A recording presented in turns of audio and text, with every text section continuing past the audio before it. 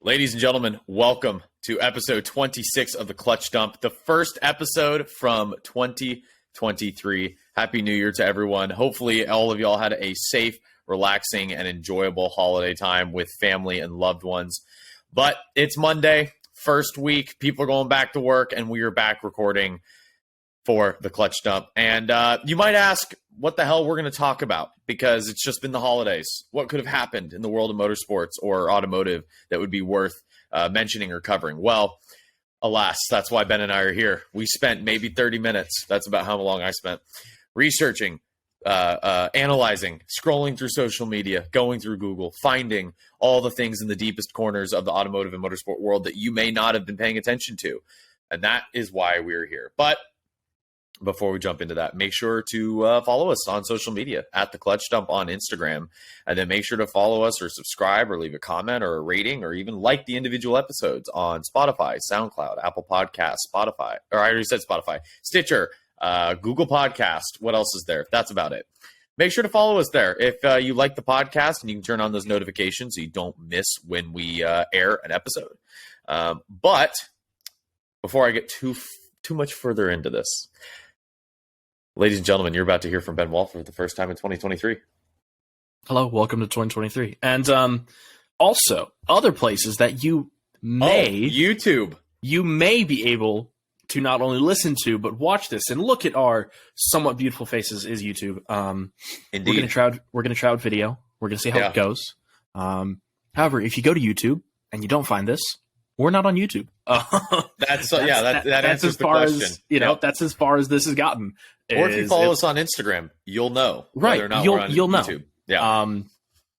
But yeah, we're gonna try it. We're gonna see how it goes. Maybe there's some visual aids in there along the way, but who knows? Who knows? As I told Ben pre-show, I have no expectations for this episode. Right. We'll at least have audio.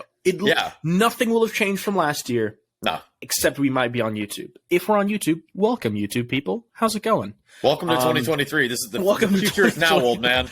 The future is now. We're 2 days in, really a day and a half in, and this is where we're at. And we've got some motorsport news, as Mr. Patty said, and we've got some car news as well. Nothing super exciting, nothing riveting, earth-shattering, anything like that.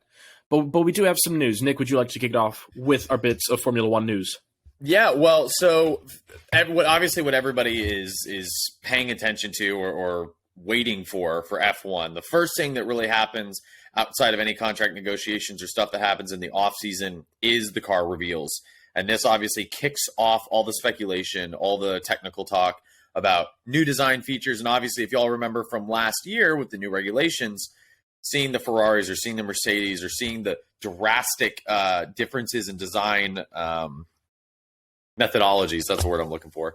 There was a lot to feast our eyes on. Obviously, this year is not going to be quite as groundbreaking because there's not going to be the difference in regulations, but it will be interesting to see how these cars look, because I know Mercedes specifically said they're continuing with the no side pod design, and they're going to try to make that work in 2023. So it'll be interesting to see some of these teams maintaining the design methodology or the fundamental principles of their design from 2022 into 2023, or which teams decide to completely overhaul it. That all being said, go ahead. The only team that we know what their car is going to look like is Red Bull, because it's looked the same for the past, since Red Bull. Right, so right. We know what the Red Bull car looks like. Yeah, in terms of livery. The scheme, and yeah. Right. So we only have 3 out of the 10 teams that have revealed their unveiling date. So I think Aston Martin was first to announce, but they're no longer first to unveil. AlphaTauri is the first of the 10 teams, and they are unveiling February 11th. So a quick check of the watch or the calendar shows us that that's just about a month away. Just over. Just a smidge, just a hair, but it'll be here in no time. Aston Martin is second on February 13th. Ferrari is next on Valentine's Day, February 14th. The rest of the teams have not announced when they're unveiling. I would wager there's no team that's going to unveil past February 20th, if I had to guess. Yeah, I would. I don't think they're going to unveil later than February 20th, but I don't think they'll be unveiling soon like sooner than February. I think they'll all be in February, yeah. But I don't think we'll get any in January. I was kind of hoping. What team are you most excited to see?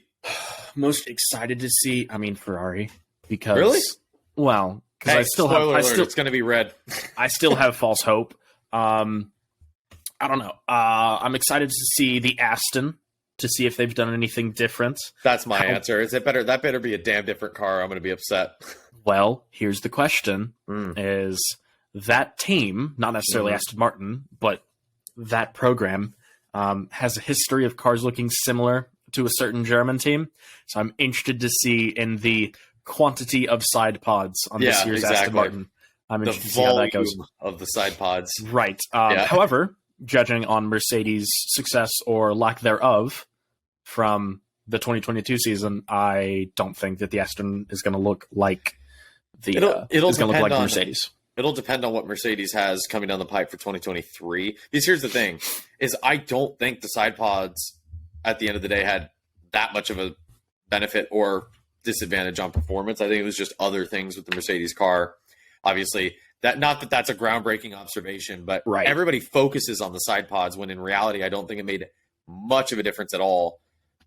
Maybe other than slip coefficient, but well, and it was one of those things of when you look at the cars sitting next to each other, if you don't analyze super hard, the biggest difference was the Mercedes doesn't have side pods, or they've got these little like mail slot side pods on the side. However, Mercedes can now in wind tunnel and in CFD test for porpoising, so that should hopefully fix their car for next year. I don't know. Maybe. I enjoyed seeing George and Lewis on a pogo stick down the back straight. I know. You're a Mercedes hater. We know. We get it. It's okay. Everyone's okay. entitled to their opinion. I know. It's fine. Okay. Nick, which team are you looking forward to, Aston Mr. Martin. Fernando Alonso? Yeah. Okay. Aston Martin. It's the Aston Martin. The fact, okay, so for those of y'all that weren't paying attention to social media, and we're going to get into this, that's literally the next thing. So here's the segue. The kind of memes or social media stuff relating to F1. Aston Martin, New Year's Day, like within hours of Alonso officially being an Aston driver, was like all over social media. Alonso, Fernando. And I was like, oh, I'm loving it. Not to mention the fact, the award for the best social media guy in all of F1 is the Aston Martin.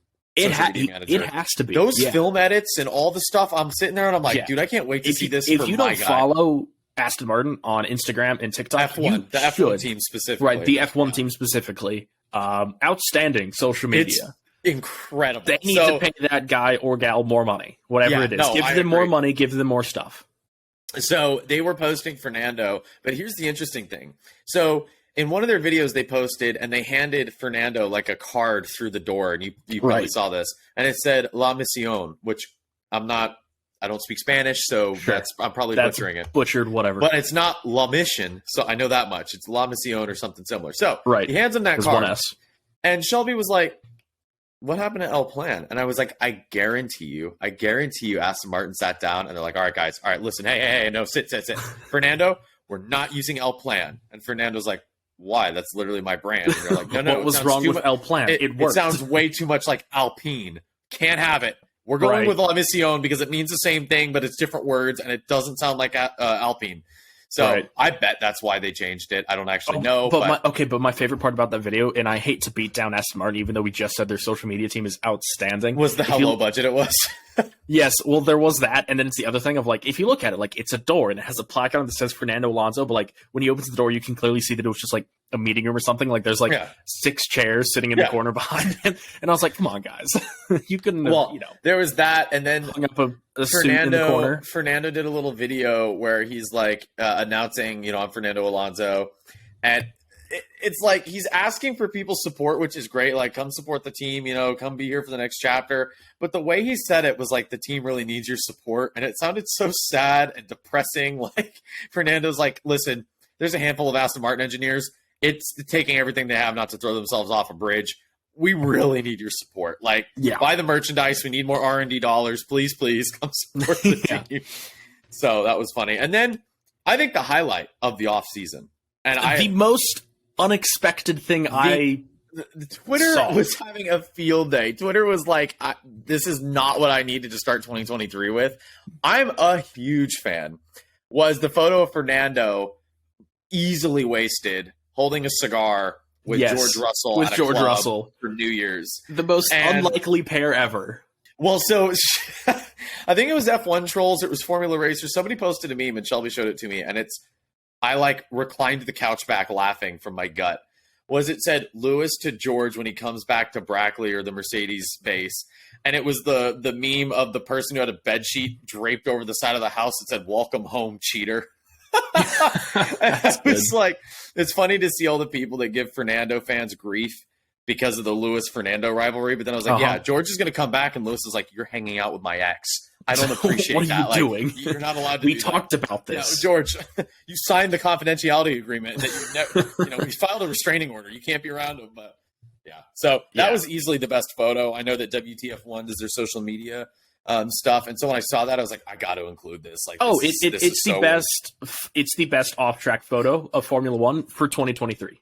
It's the best off-track photo of Formula One going back to the FIA Awards where Kimi was drunk on stage with Vettel and he was like sloshed hanging over him with the trophies and stuff. Yeah, Kimi was a gift to society. He was a gift to the national treasure. Indeed. Well, that's it for F1, I think. That was about it. We're very sorry. There's not really that much. Interesting has happened. But yeah, that's about it. Well, let's skip because the next two things I have listed are definitely things you're going to want me to take lead on. Let's skip to something. We can skip to some car news. Please. And believe it or not, I managed to write a whole car news section without.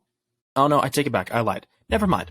I was going to say without talking about Porsches, but that's not true. I have a whole piece on Porsche. I was literally waiting to say, I was going to say, Ben actually wrote a whole piece about Porsches, and you're over here like, I didn't write anything about Porsches. I didn't write anything about Porsches. Turns out like most of it's Volkswagen Group. Anyway. Yeah.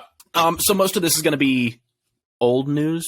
Not really old, but, since the last episode, you may have already read about it. We're going to start with one of the greatest companies that Nick and I both love, but a company that doesn't get enough love, and that is Alfa Romeo. Indeed. And the rumored 6C, which is, I don't know, it's not a replacement for the 4C, and it's not a replacement for the 8C. It's in between. If you're unfamiliar with Alfa Romeo's recent sports car line, there was the 8C, which was a front-engine, rear-drive, two-door work of sports art car. Beautiful car. How many came to the U.S.? 250, 275, something like that? I don't even know if they made that many. I'm going to be honest. I don't even know how many were made. I think they made 500. I think they made 500, and I think like 200 or something like that came to the U.S., and I keep looking for them. One day they're going to dip in price. They're not going to do that. No, they're never going to do that. Those are the modern classic. Any day now, I'll be able to straight trade some dude a 4th-gen Camaro for an 8C. It's going to happen. It's probably not going to happen, right? I hate that sentence that just came out of your mouth so much. The 8C is a beautiful car, and it's basically a Maserati Gran Turismo, but like really... I've seen one. But it's you've seen one? In yellow. It was at Monterey. What? Okay. Yeah, they're gorgeous. Well, wow. Which we're going to have to get to this, and I forgot to include it. But tangent, sorry. Speaking of Maserati Gran Turismos, did you see the new one? Yeah. Yeah, we talked about it. It's in an episode. Because Maserati posted it like 3 days ago. No. They posted the electric one. Oh. No. We talked about the gas one. The electric... is it the same front end? Because when I saw the MC20 front end grafted onto the Gran Turismo, I was just like... So if you go back, it's like episode 23 or 22 or something like that. We spent all of half a minute talking about it. There is a new Gran Turismo. And it does very good. So you can get it with either the V6 out of the MC20, the twin-turbo V6, or you can get it electric all-wheel drive, which personally, I think the electric all-wheel drive one is the one to get because it makes like 1,200 horsepower. It's stupid. Whew. Also, here's the thing. It's... In case you didn't know. But that's a lot of horsepower. But the reason... Excuse me, Jesus. The reason why I think the electric one makes more sense... Sorry for the tangent, by the way. The reason why I think the electric one makes more sense is it's already a Grand Tour. It's not supposed to break lap time, so who cares if it's got a giant battery pack in it and is a bit heavier? Well, for the people that want to be driving through rolling hills hearing a gnarly Ferrari V8 like the previous one had. But you can't get it with a V8, and the previous one sucks, even though I really want one. Please sell me your Gran Turismo for no money. That's all right. So I was looking back at the Dale Earnhardt 4th gens again today. Oh my gosh. Darkness, my old friend. Nick, you have problems. Not that I do. don't, but you have different problems. Anyway, the Alfa Romeo 6C. So this came, this is a rumor, mostly, from a recent video that Alfa Romeo put out on Instagram that revealed a bunch of things. Number one, a logo that appears to say 6C. It doesn't exactly say 6C, but it's somewhat the shape of a 6 and somewhat the shape of a letter C. Is it that We Are image you put there? It is, and that's what everyone's going with. Here's the thing, though. Then the CEO said that it's a thing. Well, I am a fan of the electrified Alfa logo. So the electrified Alfa logo is pretty baller. They're the only car brand with an electrified car logo where it's not that like, works. Oh, it's blue, it's electric, right. or it's green, it's hybrid. They were like, what if we turn the snakehead into a plug? Well, so that's what I was going to say. So for those of y'all that don't know, we'll have images on our stories of it. But the snake in the Alfa Romeo logo, which is half of the logo, which is also great because they don't have to change the entire thing. It's just part of it, is a snake that normally is eating a man, which is actually what the logo is. It's not the tongue. It's a human being that's being eaten. Fun fact for your trivia at the local pub. But Alfa has changed the mouth of the snake to be the two prongs in a regular plug. Yeah. And then instead of the man in the center, it's an energy bolt. And it looks so good. It looks great. It totally works. Like, if I saw that, I'd be like, okay, well done, Alfa Romeo. Well done. You did the thing. Bravo. Now build a reliable car. Well done. Yes. God, no, but if it was reliable, it's not an Alfa Romeo, is it? It's true. It's very true. Yeah.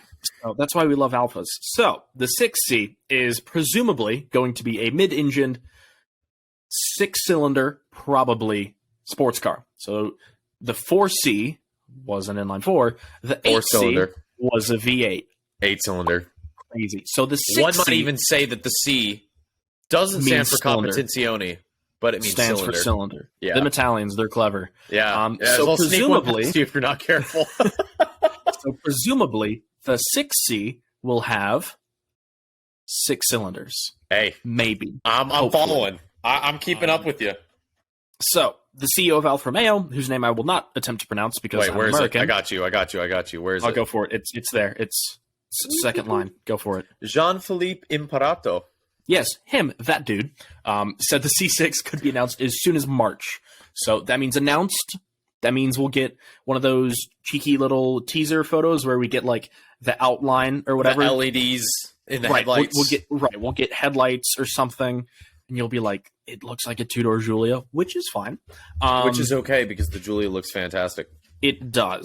So the good part about this is I was a bit worried. If you remember from episode 25, which you should go listen to if you haven't already, we announced a year old. It's a year old already. I hate that. So we talked about the Alfa Romeo Zagato Giulia short wheelbase plus competizione, super beautiful spaghetti sauce, whatever. I was waiting for you to catch on to that the Alfa Romeo, the Zagato mozzarella, right, exactly. Yeah. So we talked about the Zagato, which I was a bit worried because there were rumors of there being a new Alfa sports car, and then the Zagato came out. Right. And a fear that I had was like, oh no, this is the new sports car. And they're going to make 10 of them. And they're all going to be $700,000. And I'll never see one. They didn't make 10 of them. They made one of them, and we'll still never see it. No, they re-announced. They're making 10. Oh, are they? Yeah, apparently a lot of people decided to throw money at Alfa Romeo. And Alfa was like, yeah, I guess we can make a few more. So Alfa Romeo was a stripper, and they had a bunch of Italians just they are Italian. My money. You know. Well, that's what I'm saying. Sorry, Alfa Romeo. But, so they're making 10, supposedly, which we'll still never see one because they'll make 10, and then 9 of them will go sit in someone's hangar somewhere. 2 of them will be wrecked. Right, 2 of them will be wrecked, so the 8 other ones will quadruple in value. One dude will take one of them to Goodwood, and another one will go to Monterey. Going to Goodwood to go see him. Right, so one's going to Monterey and one's going to Goodwood, and then we'll never see him for 20 years, and then they'll all sell for $8 million. But I was worried that was going to be the new Alfa sports car, because as an American from Texas, I really want an Alfa Romeo, which is not very Texas of me, but I really want an Alfa Romeo.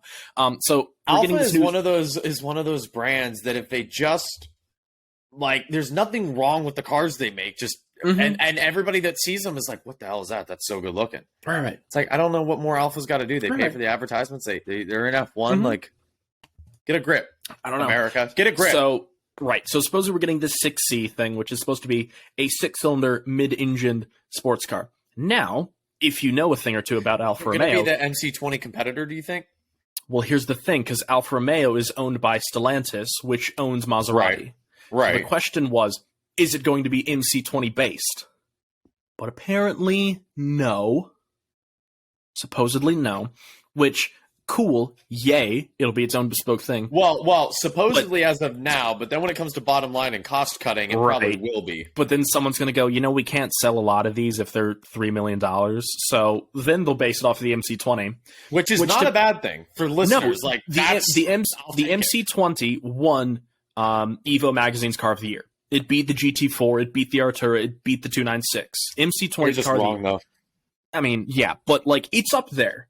So MC20 is good. So I wouldn't be upset if it was based on that. Because an MC20 that looks like an Alfa Romeo.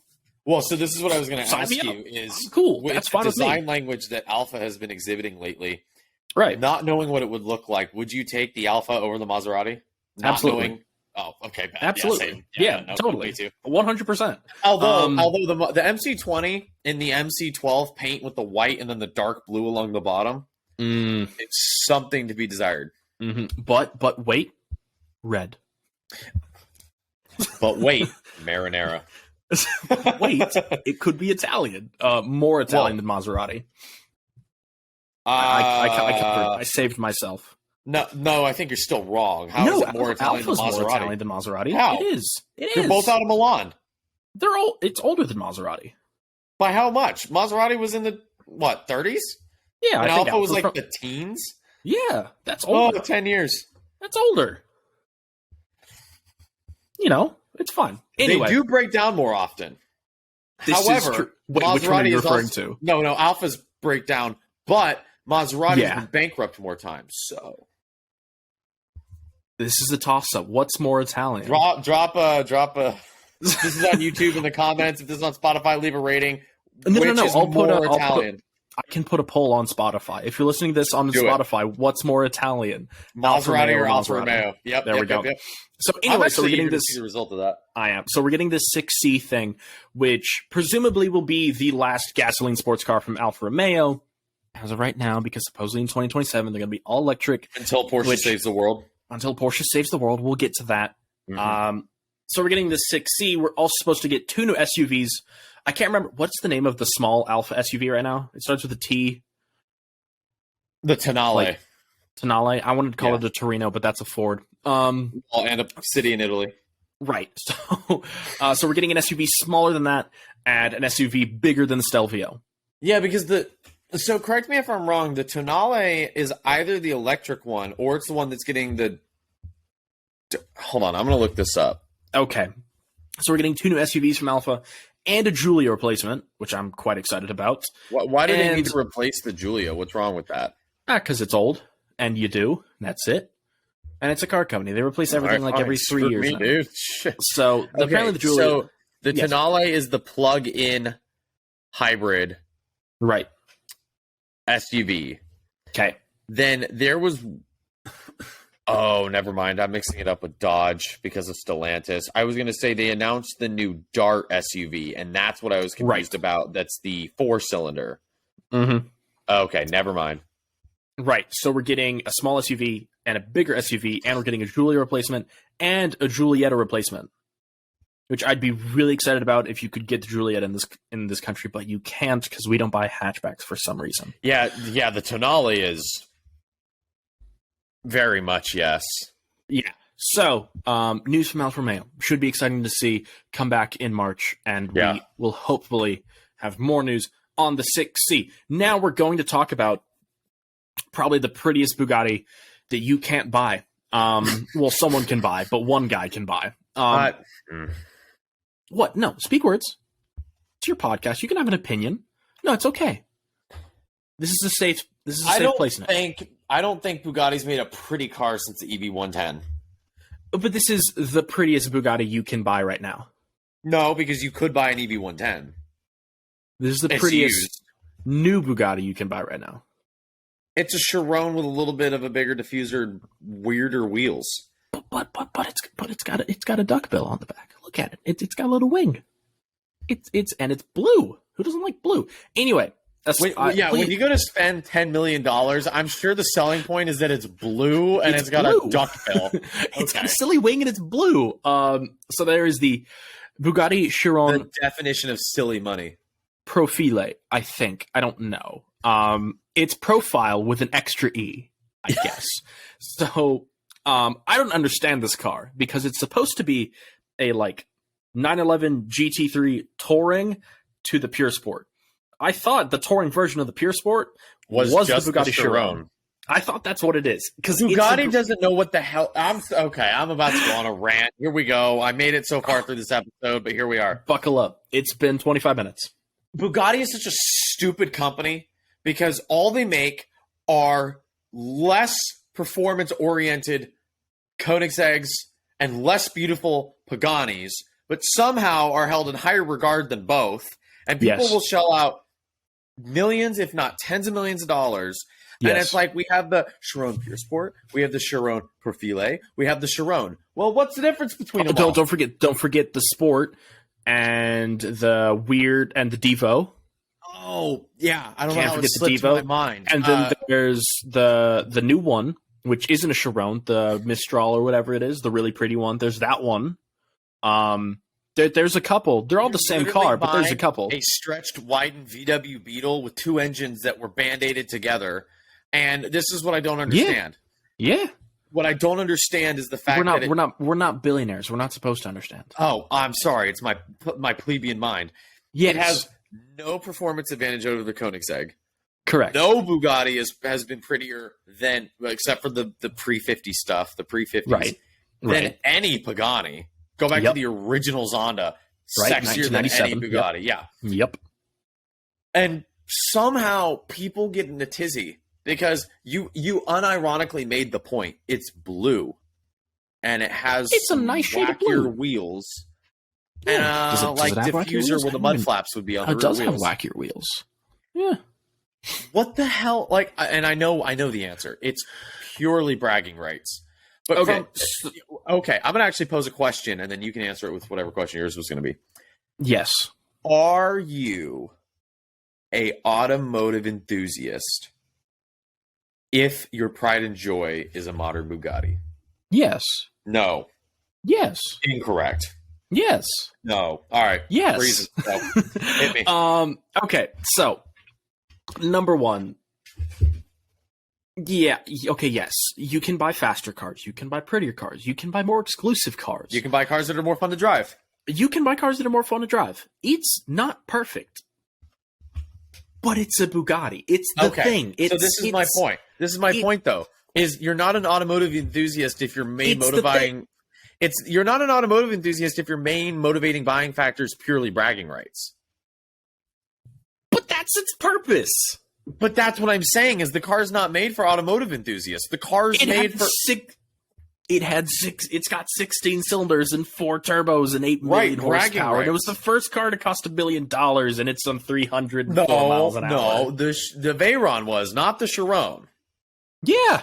Right, so go buy a Veyron. Right. What the hell is the point of the Chiron? Because the Chiron's more exclusive than the Veyron. But you're proving my point. It's just a matter of bragging rights. No, you're right.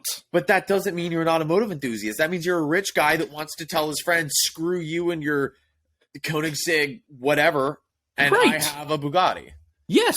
Yeah, that's you can be an automotive enthusiast and do that. No. The thing, though, is if your pride and joy, if, of all the cars in the collection, the one you're most proud of is the Bugatti... Yes. I'm sorry. No. Yes. Why are you not allowed to be an automotive enthusiast? Nick, no, but this is my point. Nick, I drive a 20-year-old Camaro. Yes. That is horrible in every metric of the word good. Okay? If you take the word good and distill it down, none of that applies to my car. Gen. Yeah. It's not a 4th-gen Camaro. Right. But I like it, and I'm an automotive enthusiast. And no, you know but Ben, what? you're so much more than that. No. You're an automotive enthusiast for so many more reasons than that. For those of y'all listening, don't let Ben act like he just likes his car. He hand builds engines. He rebuilt an entire Jeep motor for shits and giggles. He had to drive it, but it was my car. Whatever. Who knows? But He's rebuilding a Chevy C10. He loves the finer things in life. He loves well-balanced cars. He loves good engineering. If you buy a Chiron as a Wall Street real estate agent, those things. You can, but my point is the people that like all those things won't think the Chiron is the best car they own. It's the most expensive, maybe, but it's not the best. They'll say the stock Carrera S993 is better, or the Mazda Miata whatever, or please, Chiron people don't own stock Carreras. But my point is they're cars that are made for purists rather than cars made for people that want to brag to their other Wall Street friends or their other movie star friends or their other athlete friends that they have a nicer car. It does. Yes, Nick Patty. I'm not saying you can't own one and be, but when people go like, what's your favorite car you own? And you're like, oh, it's a Bugatti Chiron. I'd be like, okay. All right. Okay. Moving on. Victory sign. So the purpose of this car, for starters, it's 2020. It's blue. It's blue. It's 2023. They started designing this car at the end of 2020. We. They are French. They started designing this car at the end of 2023. Now, here's the thing: is Bugatti said that they will not build more than 500 Chirons. That's it. We're building 500. That's it. If you wanted one more than that, go buy one off of your other friend. Trade him a plane or something. Trade him a timeshare. No. Because here's the thing: Bugatti people are plane people. Yeah, they're also timeshare people. Right. So, whatever you want. Sell them your island. It doesn't matter. So, but apparently, people decided the Pur-Sport was too hardcore, too race car, too, this leather is stiffer than, the leather in my Bentley Mulsanne or whatever. So they asked for a less radical version. That was the quote. A less radical version of Maybe my you're 300. not in the market for a sports car, jackass. Go buy a Rolls Royce. They have one though.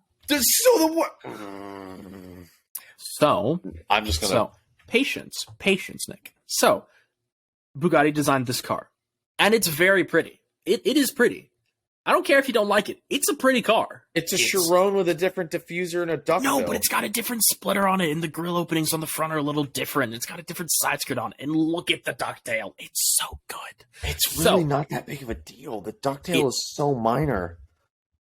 But it's so good. So they designed this car, and it's got the same powertrain as a Pur-Sport, makes 1,479 horsepower and 1,180 pound-feet of torque out of that 8-liter W16 with 4 turbos on it. But it's got 15% shorter gearing than the Pur-Sport. Cool. Which means it can do 236 miles per hour. 15% shorter gearing than the Chiron Sport, not the Pur-Sport. So it can do 236 miles per hour, as opposed to the Pur-Sport's 217 miles per hour. But like I said, Chiron production was limited to 500 units, so this makes 501. Now, before Nick Patty punches me, we are going to move on to Porsche NASCAR? IMSA. Speak words. Or NASCAR. It doesn't matter. Whichever one you want. So, okay, I figured we're going to do both. This is a sad bit of news from motorsport.com. So, Porsche apparently has been having some issues with the Porsche 963. Yes. Because they were required extra testing after failure with their hybrid system that was a Bosch motor generator unit. And that caused severe problems in the 963 powertrain. So Porsche got extra testing because their car broke. So BMW, the head of their motorsport program for the LMDH car, responded to questions about whether or not they thought that was fair or is BMW worried about it. And listen, I don't like BMW, but I'm going to give them kudos for his response, which was basically, our car didn't F it all up, so we don't need more extra testing time. And he's like, we're not even worried about it. We don't have any problems. Right. So why would I be jealous of extra testing time? Right. They got to figure their crap out. Right. So that's IMSA stuff, which is like, hey, Porsche, it's 3 weeks till I'm going to be down there. Hello. Get ready for my arrival. The fact that 963 customers aren't going to get their cars until April? No. So heads up. But I'm not a 963 customer, so for you Porsche fanboys out there, which would be Nick and I. Yes. Customers of the 963 program will not be receiving their cars until after the 4th round of the IMSA series. Yikes. That seems pretty late. Now, NASCAR, in terms of please. NASCAR, Speak some freedoms to me. which for those people watching, I mean, come on, we're repping our NASCAR today. So, Yes, if you're on YouTube, you will note if you're on YouTube, if we are on Nick YouTube, is wearing much Dale Chevy. merch and Chevy Camaro hats. If you're yeah. not, No, Nick the is heartbeat wearing of Dale America. merch. The heartbeat of America. If you're an American, you got to love Chevy. And What's happening shove it in up your NASCAR? ass for it, people. All right. So, Rough. NASCAR, which, if I was to ask you, Ben, what you think about when I say the word NASCAR, would it be flowers? No.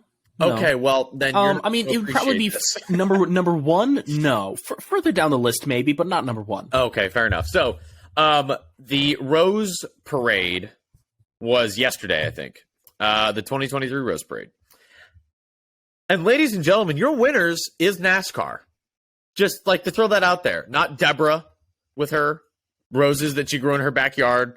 Not a children's. You be nice to Deborah, okay? Not a children's charity that is helping solve kids' cancer. NASCAR. NASCAR won the Rose Parade, baby. They're doing it for Dale. So they won the first place award. Now, here's the thing. The name of the float is called Always Forward. So they had 3 NASCAR models made out of roses on the float. And you had 2 that were kind of up higher, and we'll have a photo, but 2 that were up higher on the back, and 1 that was between the 2, front and center. And then they had the 75th anniversary logo made out of roses on the front of the float. Now, Ben, without looking at the notes, and if you already have, then just make up some stupid answer. What 3 cars do you think should have a spot on the float? I'm assuming this is referring to modern NASCAR, right? Because Period. answer number 1. It's the 75th anniversary, so just period. Okay. And not specific models. I'm meaning the liveries, the drivers. Liveries. Trying to think here. Well, there's got to be a blue car with a 43 on the side. Yes, Has to you're be. 1 for 1. I'm assuming that because it's NASCAR, there's going to be a number 3 on it. 2 for 2. And then... Oh, I don't know because I stopped following NASCAR like 10 years ago. Gordon? Okay, so you're 3 for 3 in what actually was on the float. Okay, I did not actually look at the notes. I promise. Okay, I don't read Nick's notes. Yeah, no, why would you? So, okay. Sorry. So, those 3 were on there. The 3, the 43, and the 24. Mm-hmm. And there was a lot of controversy. And you may say, NASCAR fans were upset about a rose flower parade float? Yes. We're Americans. We're sensitive about everything. Yeah, so people were mad because they're like, where the hell is Jimmy Johnson's 48? He was a 7-time champion, too.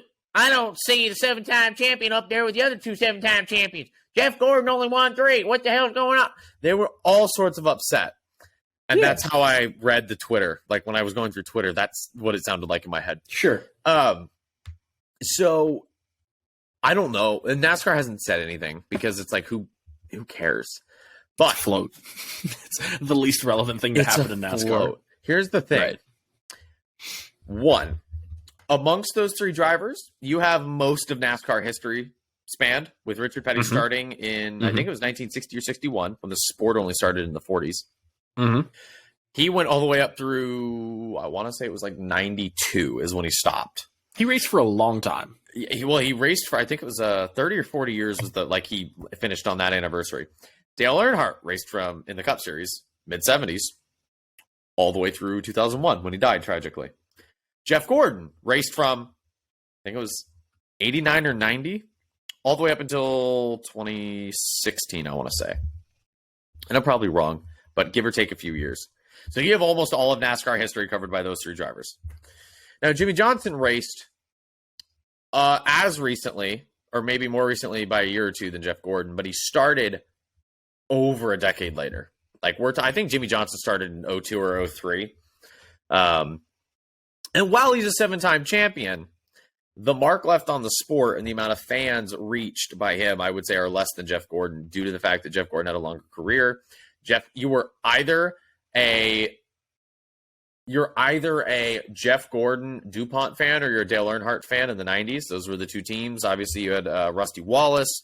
You had some other characters. But for the most part, those were the two running for the championships. So anyway, people were up in arms. And if you're going to sit there and think, which is the more iconic livery, I would say the rainbow DuPont livery is going to be forever more famous than the Lowe's livery. I don't understand why. It's just more iconic. By the way, just for those listening, I did consult the internet. And Richard Petty's first race was in 1958. And his last race was 1992. Nick, would you like to take a wild gander at what the name of his last race was? Something 500. Do you mean like what the sponsor for the race was? Mm-hmm. I watched it. Was it Atlanta? It was in Atlanta, I think. It was in Atlanta. You are correct. It wasn't the Die Hard 500 because that was at a different track. It was the 1992 Hooters 500. Hell yeah. Let's go, Richard. That's so good. Sorry, totally irrelevant to this conversation. But no. So anyways, people were up in arms about it, and I was sitting there and I was like, and I grew up a Jeff Gordon fan. And I'm sitting here, I'm like, you're really going to complain about this? Also, if you're doing a parade float, the rainbow colors are a lot more impressive with roses than a Lowe's livery, blue, silver, and black. So anyway, that's some of the NASCAR news. More NASCAR news. This was 3 days ago from Fox News. Ron Devine, who I've never heard of, but he was owner of BK Racing. And they competed between 2012 and 2018. Has been ordered by a court to pay $31 million because apparently back for the race team, he took out some short-term loans. Either paperwork got lost, something happened, and he never paid those back. But the court has ordered him to pay back the $31 million. Not that anybody cares, but Bubba Wallace got married to some woman named Amanda Carter on December 31st. Why you would get married on the last day of the year, I don't know. Because it's easy to remember. It's easy to remember, but then you don't get as much celebration because you combine New Year's Eve and wedding anniversary celebrations rather than getting them separate. But who am I to say? Week off. It's not like I'm married or anything. And then Kyle and his wife, Caitlin Larson, welcomed a little baby boy into the world over the holiday season. Congratulations to the Larsons. Congratulations Nick, to our the last Larsons. piece of racing news. Yes, sir. So, Corvette. Whoop. Which you're going to be like, oh, what? I missed it. It's nothing really exciting. It's testing really nothing a C8 GT3R at Sebring. But this is going to be for...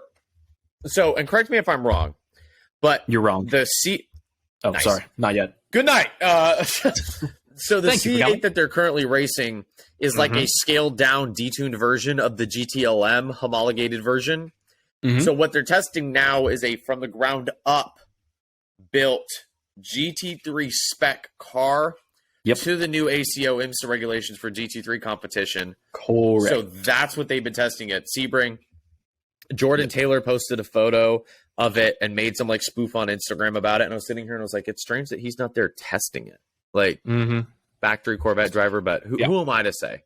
Who are we to say? But so that was happening over, I think it was just before Christmas, but photos just before the New Year's because I remember seeing it. I would say photos only came Christmas. Yeah, photos only came up kind of in between Christmas and New Year's. So it was one of those things that with all the holidays and everything, it's super easy to miss.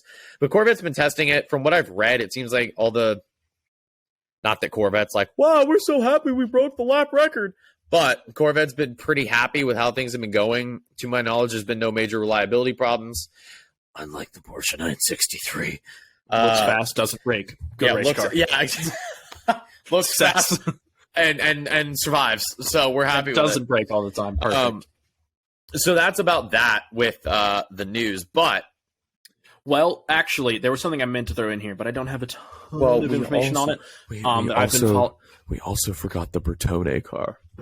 Oh, sorry. Well, no, we actually forgot two things at the end. We did, but I wanted to go back and split it up, whatever. Please. But last bit of racing news is, so before when we mentioned it, which would have been like episode 20 or something like that, the Garage 56 Camaro that is going to Le Mans. You may have been familiar with this if you've heard our episodes. If you're unfamiliar, or if you love America or barbecue or freedom or women or freedoms. Yeah, exactly. So Garage 56 is kind of a one-off spoof thing. Not a spoof thing, but a one-off. What the hell are you talking about? It ain't a spoof. It's not. Sorry, spoof was the wrong word. It's a one-off team that goes to Le Mans every year. And Garage 56 is actually a category of regulations, and it's a separate class that runs only one car a year because it's non-competitive, where it's supposed to be focused on technological development for the sport. And then Rick Hendricks, the team. So this year, they are running a hybrid NASCAR. Camaro. More importantly, it's a Camaro. But it's hybrid. But it's a hybrid. It's a hybrid. I know. That was announced from the start, though. It's a hybrid. So, well, I only saw it. But it's a hybrid. It's a hybrid on top of the 800 horsepower aluminum block NASCAR motor. Yeah. So, I don't know. It should be Cup car. Like, it should be like GTD fast, but I don't think it'll be LMP2 fast. I'd be really stoked in if a straight line. Yeah. No, it's supposed to be over 800. It's between 800 and 1,000 horsepower, so it's making more than anything else in the field. Yeah, but it's a NASCAR. It's going to be heavy. But not so. No. Listen, I am fully confident, and you can take this to the bank, ladies and gentlemen. Come back in June after Le Mans. I have a prediction. Are you going to say what I think you're going to say? That NASCAR is going to be faster on the Mulsanne than anything else in the field, due to the fact that the next gen NASCAR's non-hybrid and restricted on the regulations are reaching 195, which none of the prototypes in the WEC last year broke 200. I don't think, and if they did, it was like 200 point something. Right. I think this NASCAR is going to be a 210, 215, 220 straight line car. That'd be pretty spicy. The biggest question will be, though, is the straight long enough? I don't think it's that it can't do it. It's just, can it do it before the chicane? Which I think if they get enough speed out of that last corner. Reason. That car, dude. I cannot wait to watch that race. I'll let you know because I'm sitting at the corner onto the Mulsanne. I'll let you know. Just had to throw that in there to upset Nick. Anyway, no, it's okay. I'll let you know how that Cadillac V8 LMDH car sounds as it downshifts into turn 1 at Daytona while I'm sipping on free whiskey. Yeah, fine. Okay. Fine. Okay, so we have supercars that don't make sense. I don't know why we talk about supercars. We can't afford them. Whoa. That don't make sense. We just covered the Chiron. What's going on? It runs on plastic. I understand. Okay. But it looks fantastic. Oh, it looks outstanding. So if you've unheard, wow. That's it. That's the one. Woo! Ladies and gentlemen, coming to you live. 2023 is going to be a good one. If you have never heard of Bertone is an Italian design house, kind of like Pininfarina, that sort of thing. And they have released a new supercar. They did this in like middle of December. The GB110. It supposedly makes 1,100 horsepower and 811 pound-feet of torque. Sounds very fast. Does 0 to 60 in 2.79 seconds, which is like the only purpose of that is saying it's faster than 2.8 seconds, I guess. And apparently it'll do 236 miles per hour. And it runs on plastic. Nothing like a wood chipper of a car that feeds on kids' toys. Right. So it runs on Barbies, and so apparently Bertone has partnered with a company called. It runs on water bottles. If you take your Aquafina water bottles and shove it in the gas can, it runs on it. So apparently Bertone has partnered with a company called eFuel, and it's run off of gasoline made from recycled plastic. I don't know how that works, but granted, I don't know how many things work, so I'd be impressed to see that. Barbies. Dude, I don't. It runs on plastic. I don't know. Bertone, if you're listening to this, first of all, thank you. But secondly, you need to make T-shirts with the car on the front, and on the back it has a quote. It runs on Barbies. Right. Barbie powered. So we don't know much about this car other than power figures, which and means it looks fantastic. It looks outstanding. There will be pictures on the Instagram, and there will also be pictures on YouTube if this is on YouTube. Yes, indeed.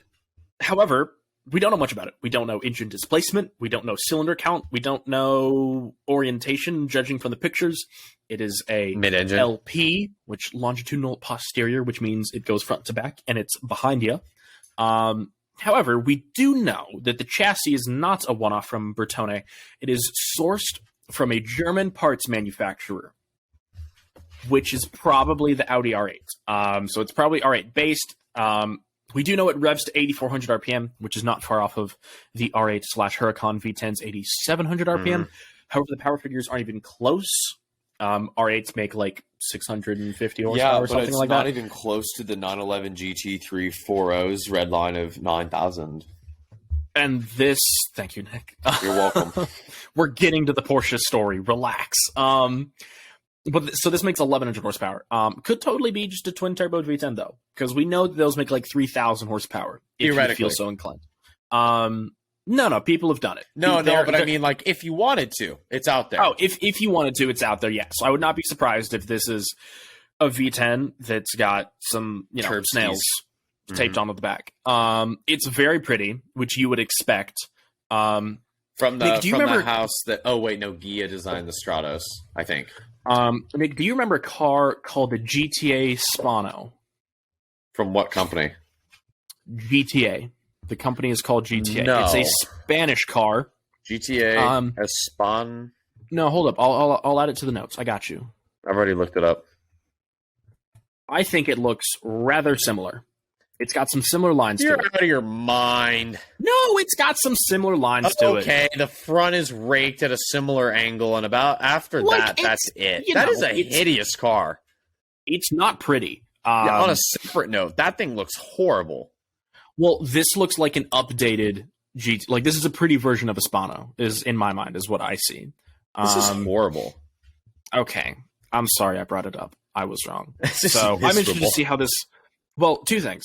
I'm interested to see this car, like, functioning, because all we have right now is renders. But apparently it works, because we had oddly specific power numbers and acceleration numbers. So there must be a real one somewhere, which it could just be an R8. Could be. So I hope to see renders. I hope to see real one. I imagine it'll be like $1 million because of these weird one-off. I think it'll be more than that. Things that we have. It'll be at least $1 million. You'll see it at Goodwood, and there'll be like 6 YouTube videos about it, and then you'll never hear about it again. Exactly, like the Aston Martin. What was that one of one that was based on the Vulcan, but it looked like the '70s Vantage? Oh, the Victor. Yeah, like that. Yeah, the 6-speed manual, the best 900 horsepower Martin they've made for like ever.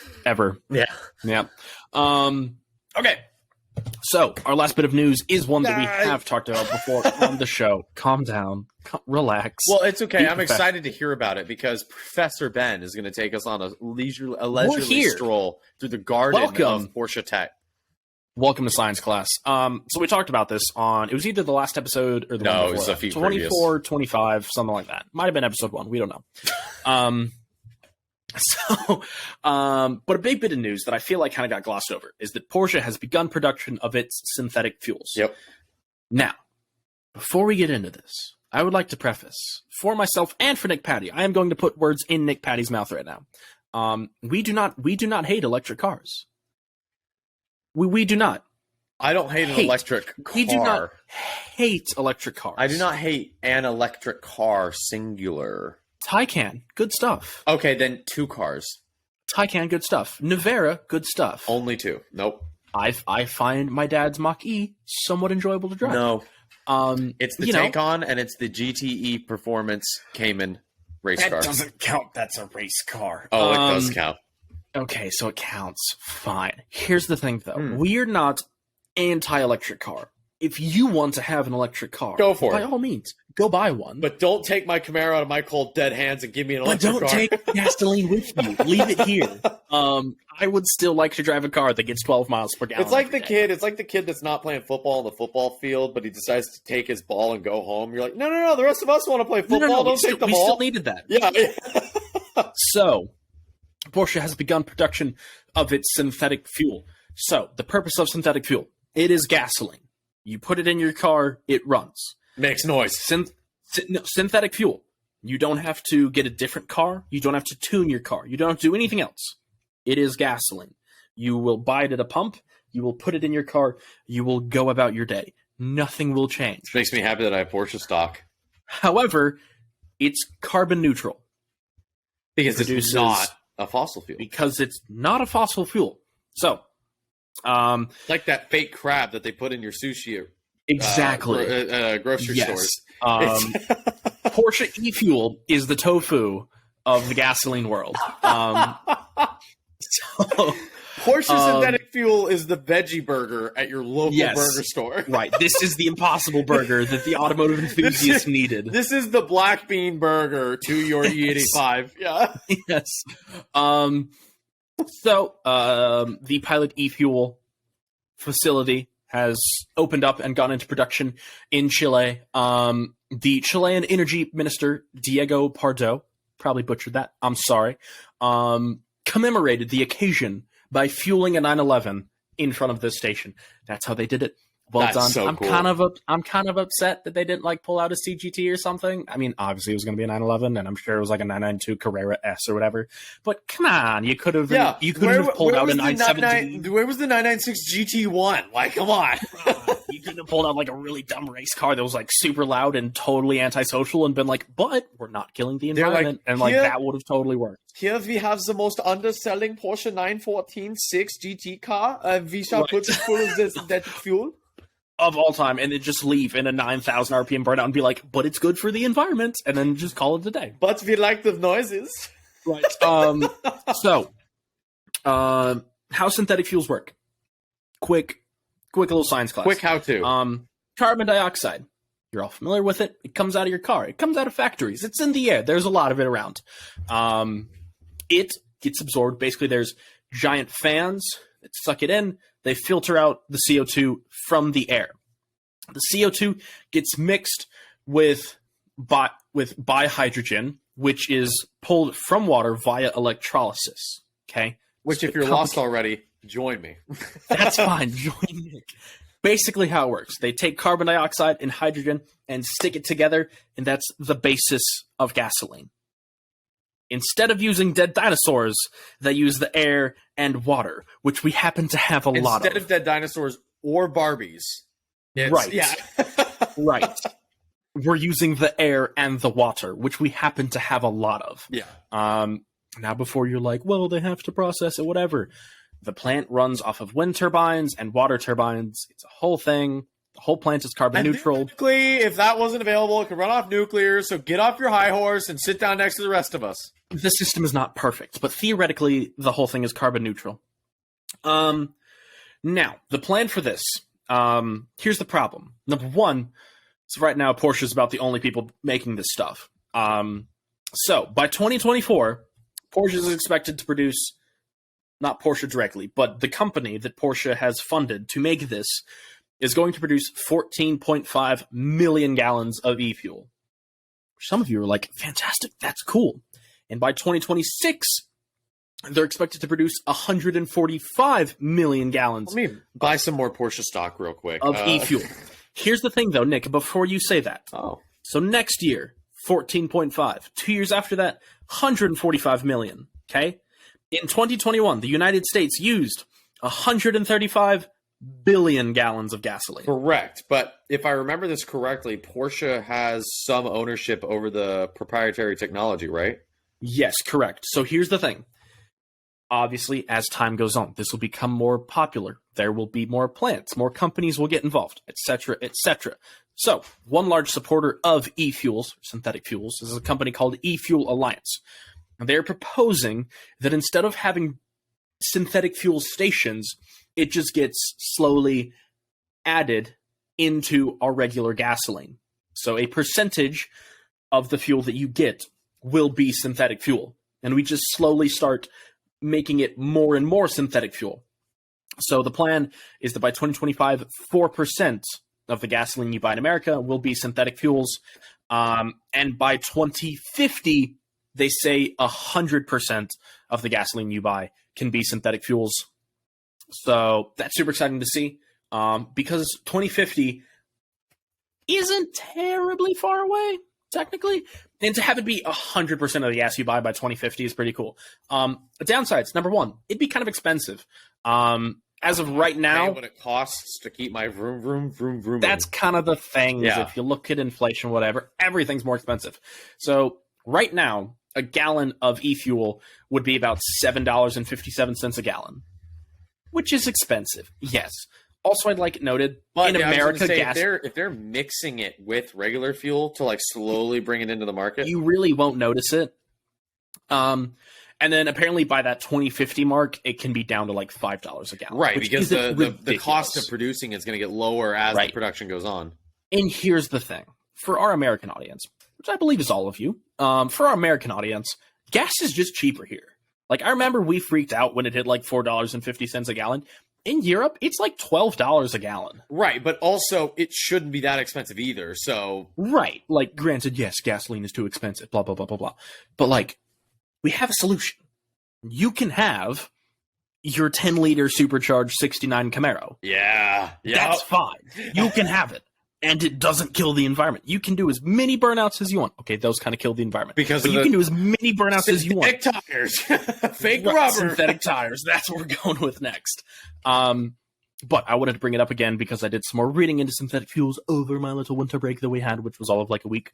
But synthetic fuels, cool stuff. Porsche, thank you for saving the automotive enthusiasts. Literally just bought a dozen more shares. Perfect. Nick Patty single-handedly saving the automotive community. You have me to thank. Yeah, this is cool because, like we said, we don't hate electric cars, but that doesn't mean that I want one. Like, they're cool. Listen, but like, I'll have one as a daily driver when I'm in the city. Sure. But when I'm not in the city, if I lived in a city, it would make sense if the infrastructure was there. Oh, right. But here's the thing about synthetic fuels. The infrastructure is there. Well, it already exists there, but whatever infrastructure you have to end up developing or modifying will in the long run be cheaper than overhaul. Because here's the thing. With electric cars, you don't just have to pay for the new infrastructure. You have to pay to get rid of the old infrastructure. Right. Or you have to fight for the same land or contracts that the old infrastructure is on. Right. That makes it more expensive. If you can synthetic keep the fuels. Same gas station. You just use gas stations. They're already there. The trucks that come to the stations just put different shit into the ground. Same trucks.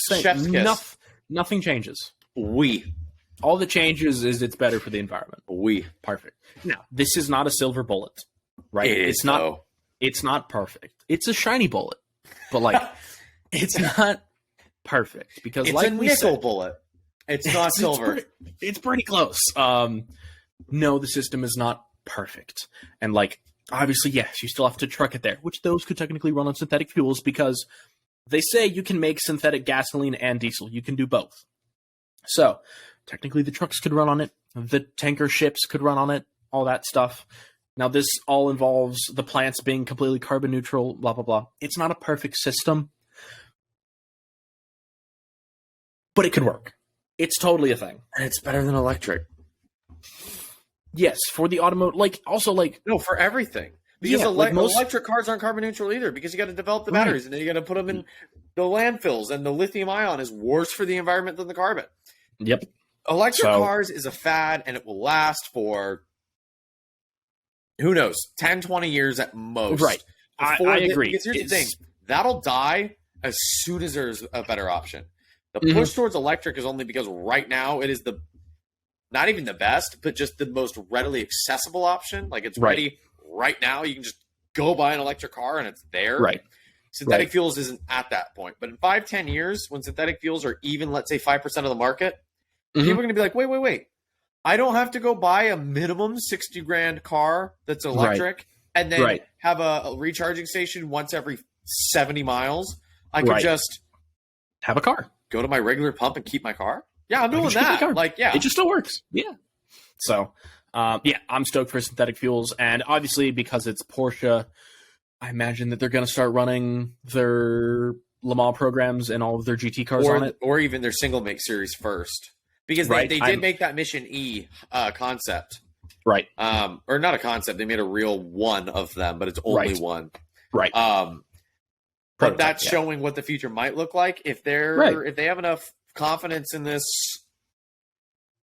whatever. Because that's the thing. Because the governments of the world are pushing for this, electric future. This is the thing that I love about Porsche is they have their fingers in everybody's pies. They're like, we are making gas, We also make electric. We're not doing exclusively one or the other. We're also investing in the future. Like Alfa, that's like, oh, we're going to be all electric by 2026. Well, what happens when synthetic fuels in 2030 take up 40 or 50% of the market? Now Alfa's completely shifted its entire the production, the facilities, the resources, the supply chains, the vendors, the distributors, all that to surround electric cars. But then they're going to have to undo all of it and completely reinvest in gas. Right. So I think that Porsche is super smart for this because obviously the governments are like, hey, 2035, 2040, 2045 or whatever. Nobody knows what the world's going to look like in 2045. Like everything will be electric, and Porsche's like, all right, cool. I'll just hang on to both of these, I guess. Yeah. I'll just, we'll build electric cars. We'll do the whole Taycan thing. We're going to come out with an electric Cayman, blah, blah, blah, blah, blah. But we'll also make gasoline and stuff because, 9,000 RPM is still pretty cool. Because doing a burnout and having audible aids with that, not just the tire squeal is also kind of cool. Pretty good. Well, Mr. Patty, I think that is it. I'm surprised we hit an hour. I'm going to be honest. I'm honestly surprised too. We only had 8 things to talk about, but I think they're quite good. I think that wraps up episode 26 or episode 1 of season 2 or whatever this is. Episode 1 of year 2. Episode 1 of year 2. I think that's it. If we have any more news about racing, motorsports, or just general automotive news, we will bring it to you right here on the Clutch Dump. As far as motorsports go, right now, the only thing happening is Dakar. We are stage 2, which is finished up today, but they're in Saudi Arabia, so they're 12 hours ahead of us or something like that. And keep your eyes open, obviously, for Daytona, but we're going to be doing a little, we're going to have a little special guest in Haas of Cards, who you may know from TikTok, who does Formula One coverage and some sports car coverage. He's got a huge following on TikTok, and we're going to be meeting up with him in Daytona. So obviously that is in about 3 weeks' time. So I'll be documenting the whole journey, the drive down, the all of it. So make sure to stay tuned to the Instagram for that. Plenty of content from that. We will obviously try to have our twice-a-week episodes here. We have no idea what they'll look like between now and whenever motorsports really picks up. I know that as far as the Dakar episode goes, we're going to do that after the 15th when it officially ends. Instead of doing a bunch of mini episodes, we'll just have one episode that covers all of it. There's already been some drama with that. And obviously we start to get into World Superbike and British Superbike and Formula One testing and all that stuff. And like we talked about, the Formula One cars being unveiled in February. If any of that happens, if anything else happens, we will bring it to you right here. As always, please go give us a follow on all the socials at the Clutch Dump. Look for that little yellow Porsche up in the corner, and whatever platform you're listening to this on, whether it's Stitcher, SoundCloud, Spotify, Apple, Google Podcasts, Anchor, whatever it is, please give us a follow. Please give us a rating. Please give us a review. It helps us very much bring this amazing content, hopefully, to you. And as always, thank you for listening. This has been episode 26 of The Clutch Dump. We'll see you next time.